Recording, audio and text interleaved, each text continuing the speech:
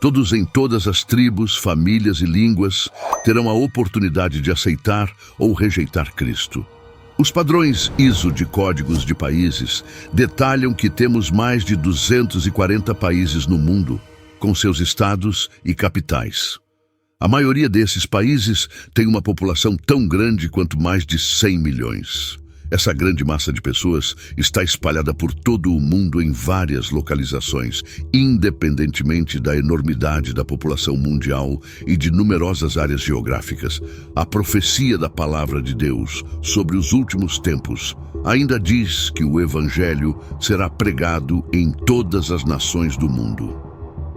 Olhando para esse objetivo, a missão parece bastante irrealista e quase impossível, devido à tarefa rigorosa envolvida na pregação do Evangelho a todas as nações. Sim, os avanços tecnológicos ajudaram a espalhar o Evangelho. No entanto, a internet é censurada em algumas nações e o Evangelho não é permitido nesses países. Além disso, há lugares onde as pessoas nem mesmo têm acesso à internet e áreas remotas e de difícil acesso. Existem até países onde pregar o Evangelho é proibido, e nesses países as pessoas nem sabem quem é Jesus Cristo ou o que é a Bíblia. Portanto, a declaração de Jesus de que este Evangelho do Reino será pregado em todo o mundo como testemunho a todas as nações, e então virá o fim, parece bastante difícil de se concretizar. Muitas vezes a palavra de Deus parece duvidosa, mas a verdade é que Deus será sempre fiel à sua palavra. Se ele disse sim, ele fará. Agora, uma coisa que você precisa lembrar sobre Deus é que ele possui recursos que você e eu não conhecemos absolutamente. Costumamos pensar que apenas missionários e tecnologia serão capazes de pregar o Evangelho nesses lugares remotos. Os caminhos de Deus são mais elevados que os nossos. Vamos viajar para o livro de Apocalipse, para um capítulo repleto de anjos. Em toda a honestidade, o livro de Apocalipse nos mostra uma quantidade tremenda de atividade angelical como o mundo nunca viu antes. Por exemplo, as 7 trombetas são tocadas por 7 anjos, e os eventos que se seguem são descritos em detalhes de Apocalipse 8 a 11. Apocalipse 9 nos revela o anjo do abismo sem fundo, cujo nome na língua hebraica é Abaddon, mas na língua grega tem o nome Apolion. Apocalipse 10 nos revela o poderoso anjo com um livrinho. Em Apocalipse 12, vemos o arcanjo Miguel, o defensor de Israel, mas não estamos nos concentrando nesses anjos. Nosso foco são os 3 anjos do capítulo 14. Apocalipse 14, versículos 6 ao 13, descreve um evento extraordinário. Então vi outro anjo voando diretamente acima, trazendo um evangelho eterno para proclamar aos que habitam na terra, a cada nação, tribo, língua e povo. E ele disse com voz alta: temei a Deus e dai-lhe glória, pois a hora do seu julgamento chegou, e adorai aquele que fez o céu e a terra, o mar e as fontes das águas. Outro anjo, o segundo, seguiu dizendo: Caiu a grande Babilônia, que fez todas as nações beberem do vinho da paixão da sua imoralidade sexual. E outro anjo, o terceiro, seguiu-os, dizendo com voz alta: se alguém adorar a besta e a sua imagem e receber o sinal na testa ou na mão, também beberá do vinho da ira de Deus, derramado sem mistura no cálice da sua ira, e será atormentado com fogo e enxofre na presença dos santos anjos e na presença do Cordeiro. E a fumaça do seu tormento sobe para todo sempre, e eles não têm descanso, nem de dia nem de noite, esses adoradores da besta e da sua imagem, e quem quer que receba o sinal do seu nome. Aqui está a perseverança dos santos, daqueles que guardam os mandamentos de Deus e a fé em Jesus. E ouvi uma voz do céu dizendo: escreva isso, bem-aventurados os mortos que morrem no Senhor a partir de agora.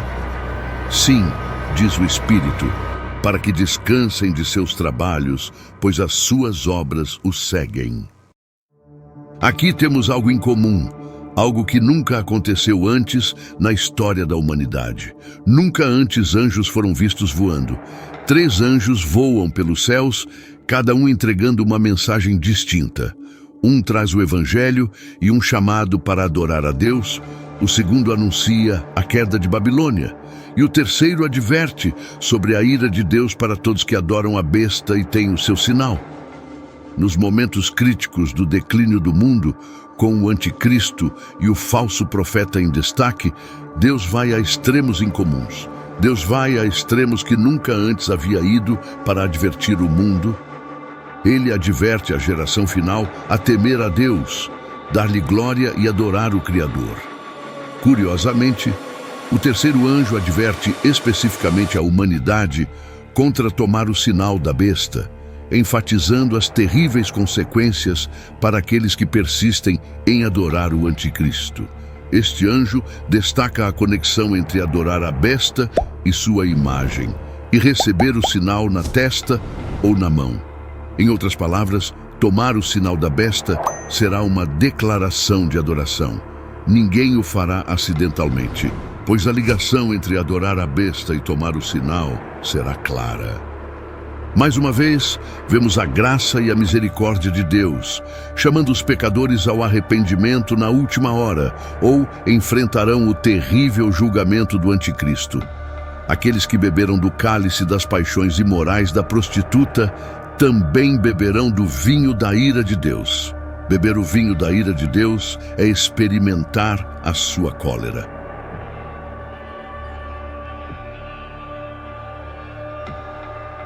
Há estudiosos da Bíblia que acreditam que a Bíblia simbolicamente retrata essas mensagens como sendo proclamadas por 3 anjos, quando na realidade na verdade, o povo de Deus, sua igreja nos últimos dias, que entrega essas 3 mensagens ao mundo. No entanto, a maioria dos estudiosos da Bíblia concorda que a Bíblia fala sobre 3 anjos, porque Deus literalmente enviará 3 anjos. Há aqueles que argumentam que esses 3 anjos são 3 satélites ou estações de televisão, mas isso está incorreto. A Bíblia afirma claramente que Deus enviará literalmente 3 anjos. Se você se lembra anteriormente, no livro de Apocalipse, João descreveu a horda inumerável de santos anjos que viu no céu. Agora, no capítulo 14, ele vê um desses anjos voando diretamente acima. Outras traduções da Bíblia dizem que o anjo está voando no meio do céu. Meio do céu se refere ao lugar onde o sol está ao meio-dia, em seu ponto mais alto. Este anjo é visto voando para todas as nações, tribos, línguas e povos, proclamando o Evangelho. Este primeiro ser angelical estará voando pelo meio do céu. Conforme Apocalipse 14:6 sugere que ele falará em inglês quando estiver sobre os Estados Unidos, Reino Unido, Austrália e outras nações de língua inglesa. E quando estiver sobre a França, falará francês. Fundamentalmente, Apocalipse 14:6 sugere que este anjo abordará as pessoas em sua própria língua. Jesus disse no livro de Mateus 24:14. E este evangelho do reino será pregado em todo o mundo, em testemunho a todas as nações, e então virá o fim.